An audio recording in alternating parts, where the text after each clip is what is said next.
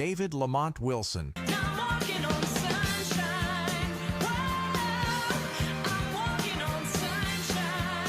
Good morning, Prevention Field! Thank you for your patience. How are you guys doing? All right now, let me tell you, I have been the MC for this event for 22 years.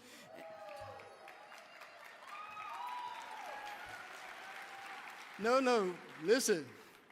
And believe me when I say this, I am so happy to see all of your faces right now. Now today, you're going to see examples of what prevention really looks like. But let me tell you, just the fact that everyone is in this audience right now today is a true example of what prevention resilience really looks like. So give yourselves a hand.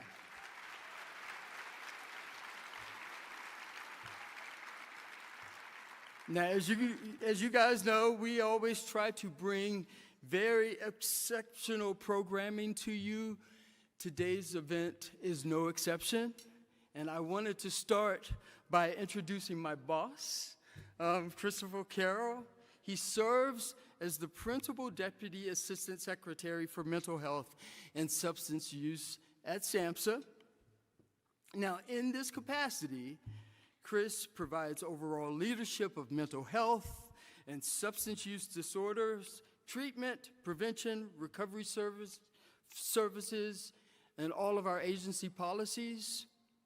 But the thing that I want to most emphasize about Chris is that he has over 30 years of leadership, and it's because of that leadership and him being instrumental in making sure that this day happened and that prevention always has a voice. So without any further ado, my boss, Christopher Carroll.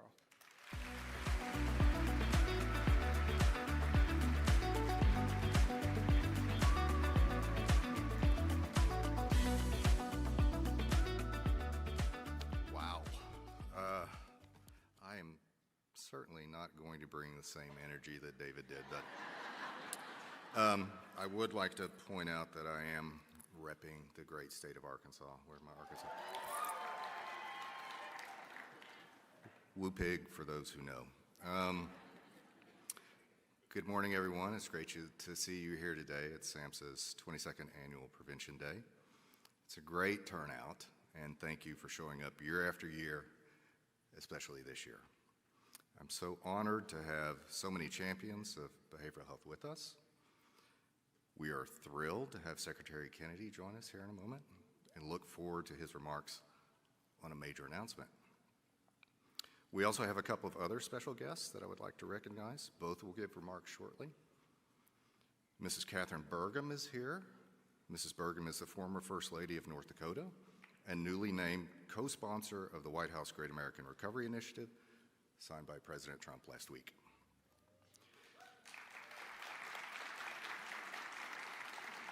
She is a tremendous advocate for prevention and truly an inspirational recovery partner. Also, here's Assistant Secretary Alex Adams from HHS's Administration for Children and Families, or ACF as you may know it.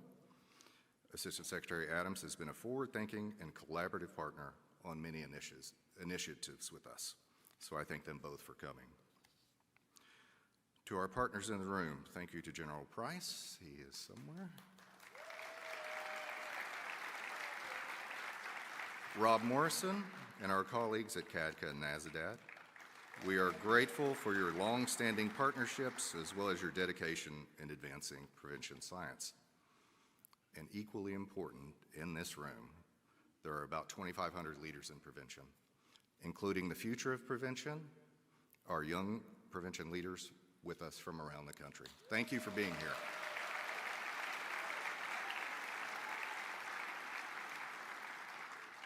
As we're gathered in this room, I'd like to thank you for your support and the work you do every day to prevent and combat substance misuse, abuse, and addiction. At SAMHSA, prevention is a priority, and all of you in the prevention workforce are our priority. Your work is powerful. You have the ability to change lives, to save lives, to create healthier communities. Intervening early not only means fewer people in crisis and fewer overdose deaths, it also means healthier choices by young people today. It means fewer behavioral health challenges like anxiety and depression tomorrow. And critically important, a lower risk of multiple chronic diseases in the future. Ultimately, prevention becomes the foundation for a thriving society. And coalitions like yours are crucial as we come together to make America healthy again. Now I'd like to take a brief moment to tell you a little bit of what I know about the Secretary.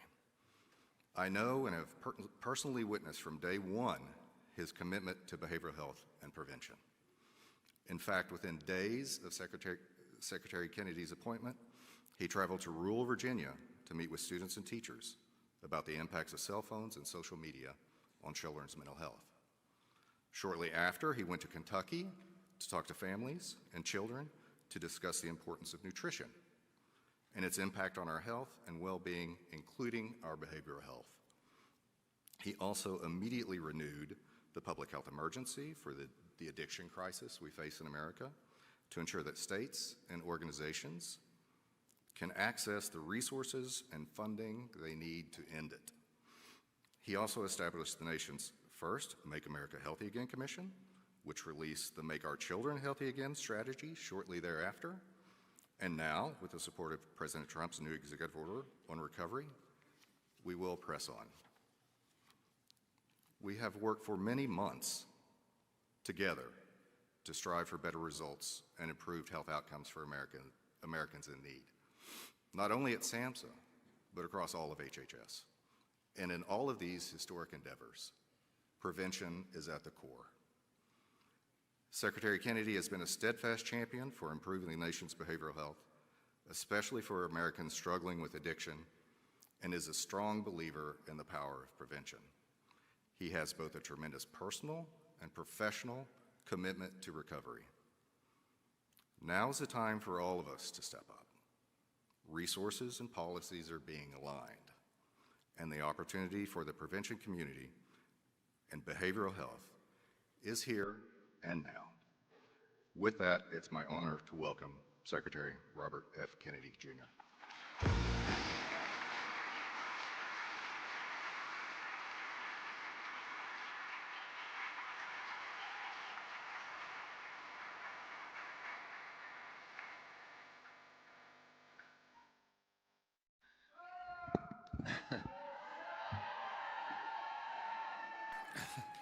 Thank you very much for that welcome. And thank you to SAMHSA Principal Deputy Assistant Secretary Christopher Carroll for your introduction, and Assistant Secretary for the Administration of Children, Alex Adams, for your work on HHS policies that promote recovery and keep families together. I also want to thank the leaders and advocates that are here today. You engage in the service of recovery every day, and none of this would work without you. One of the, I have now 43 years in recovery. This is something I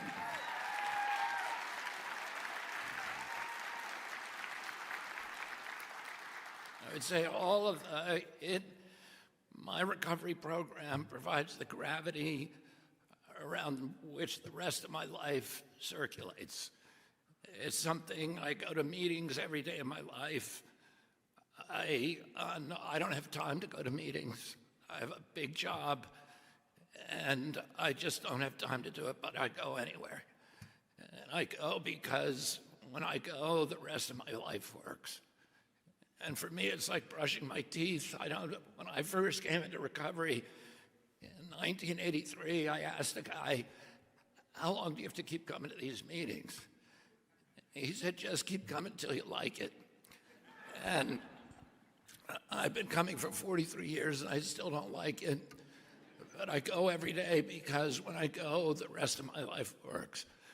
And It's because the secret sauce of recovery is service. You know, when Bill Wilson first got sober, he went to a program called the Oxford Group, which had 8 steps that were intended to induce a spiritual awakening. And he had the spiritual awakening, and his compulsion that he had been fighting an entire lifetime for alcohol just evaporated. And he could not imagine that he would ever drink again. Then he went out to Akron, Ohio, 6 months later after putting together this deal to buy all the vendors for the Goodyear and Firestone tire companies, and it would have made him a millionaire during the Depression and set him up for life. And he got out to Akron, Ohio, and the whole deal fell apart. Somebody else had come in and stolen the deal from him, and he was left standing in the lobby of the Mayflower Hotel. And all of a sudden, the entire compulsion came back to him.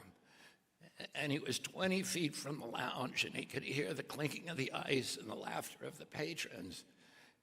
And they were calling to him to come in there and take a drink. And he had at that moment the central revelation of the 12-step recovery programs, which was the only way that he was going to stay sober that day, is if he found another alcoholic to help. And instead of going to the lounge, he went to the phone booth, and he started looking up preachers and hospitals and sanitariums and Salvation Armies looking for an alcoholic that he could help. And he finally found Dr. Bob, and they got together that night. Dr. Bob had tried everything. When he came to the meeting, he said, "You got 15 minutes." And they ended up talking all night, and that was the first 12-step meeting. And the 12 steps that he designed after that are intended not only to induce a spiritual awakening, which gives you a daily reprieve from this compulsion, but also to do service every day. And that helps you get through the day. Oh, part of my recovery and everybody's recovery is to do service every day. And for you, that's part of your lives. And I come into this program with into this job with a complete commitment to making lives better for addicts and alcoholics all over the country, or helping them find their paths.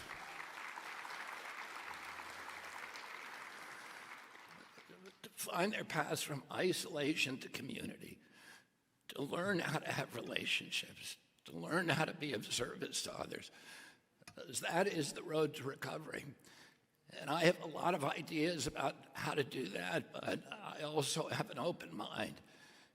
And we want to, throughout the next 3 years, hear from as many of you as possible. If you have ideas about how to nationalize this system and help government actually do its job of being helpful and supporting people in individual recovery, rather than doing a lot of things that government doesn't do very well. I also want to thank Catherine Burgum, who you're about to hear from. She's my co-chair of the White House Great American Recovery Initiative, which was created by President Trump. Catherine is a long-term advocate for the recovery community. Catherine dedicated her time as First Lady of North Dakota to confronting addiction and destigmatizing it, to confronting it, recognizing it as a chronic disease, which it is. Her leadership, her lived experience, her wisdom of being in recovery for 17 years is helping drive this administration's success. Today is Prevention Day, and this day reminds us of the importance of people like you, people who act early before crisis turns into catastrophe, before the emergency room visit, before the arrest, before child welfare visits, before a child ever gets access to drugs or alcohol. That work matters now more than ever. Substance use disorders cost this country an estimated $93 billion a year in direct costs. When we account for crime, healthcare costs, from all the collateral illnesses that afflict addicts and alcoholics, and the broader social cause drug abuse drains nearly $920 billion from our economy annually. But the real cost manifests in broken families, lost potential, and communities pushed to the brink. This is a crisis that affects every American family. I myself spent 14 years, beginning in my early teens, as a heroin addict before I found my way into recovery. My little brother, David, two of my nieces, and many other family members are among the casualties in the national epidemic of addiction and overdose. So I'm very much aware of the dimensions of the disaster of this national crisis. The epidemic of addiction feeds a national malaise of loneliness, of despair, and it amplifies the problems of mental illness and homelessness. For decades, our government response system refused to acknowledge these realities. We built programs in silos. We funded fragments instead of pathways. We waited for people to ask for help after they had already lost their health, their jobs, their families, their lives. That approach has failed. At HHS, we are changing the course. We are grounding our new policies on the hard-learned lessons of experience and of gold standard science. We're using evidence and not ideology.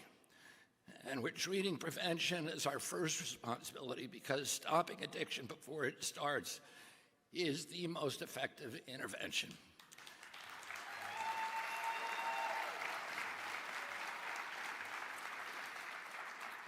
Today, I'm announcing a comprehensive plan to strengthen prevention, expand treatment, all in accordance with the executive order President Trump signed last week to ignite the great American recovery. First, we're confronting addiction and serious mental illness on our streets. Substance abuse drives homelessness. About 37% of homeless people say that they have taken drugs regularly over the past 6 months. During the previous administration, homelessness reached record highs because the system encouraged people with severe mental illness and addiction to cycle endlessly between sidewalks, emergency room visits, jails, and mental hospitals and shelters. No one took responsibility for the whole person. No one stayed long enough to help them recover, to help them reestablish their links and teach them the lessons of how to live in a community. That system is neither humane nor effective.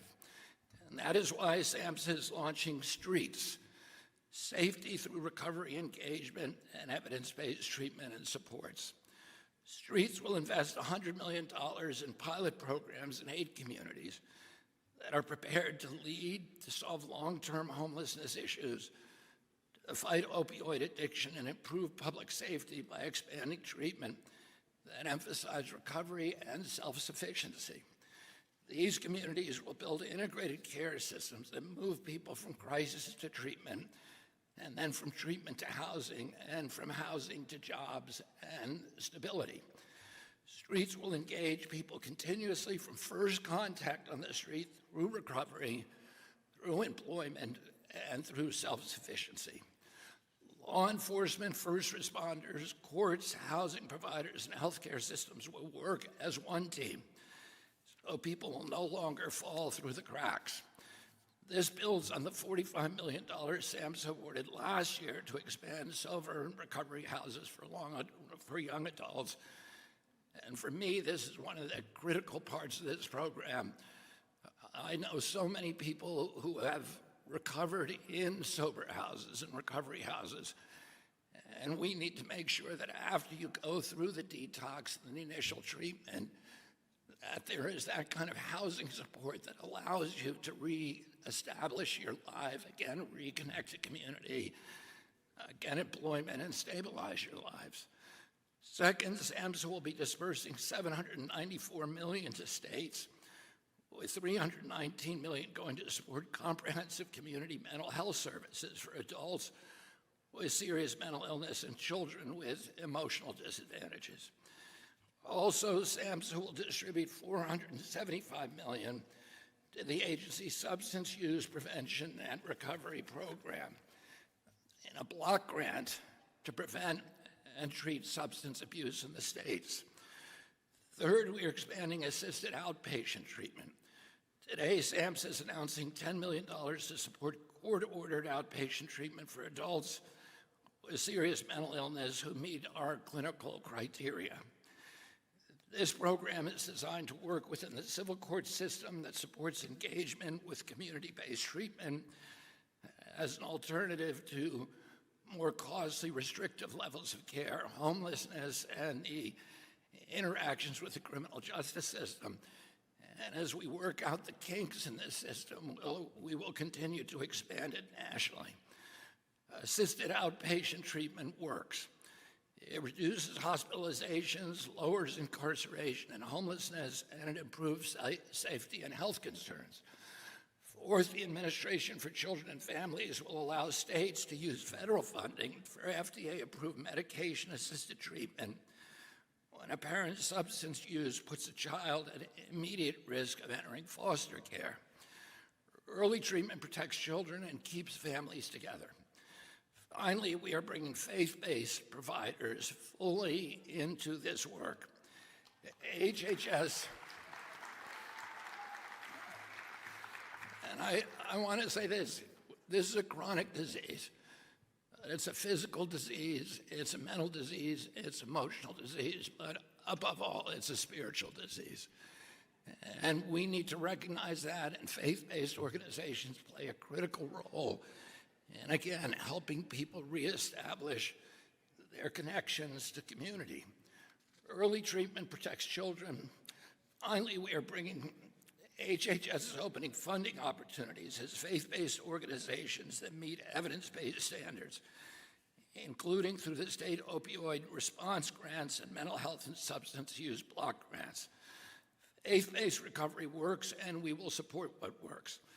The real work of prevention does not happen in Washington. It happens in communities, in your communities, and it happens because of your leadership. Let me be clear, prevention is practical, moral, and personal. In the months ahead, I will be visiting recovery houses, meeting prevention leaders in communities across the country and listening closely, and I hope to meet with many of you who are here today. Thank you for your dedication and your courage. On National Prevention Day, we honor your work. Every day, HHS stands with you to prevent suffering before it begins. Together, we will protect the vulnerable, restore dignity, and make America healthy again, spiritually, morally, and physically. Thank you very much.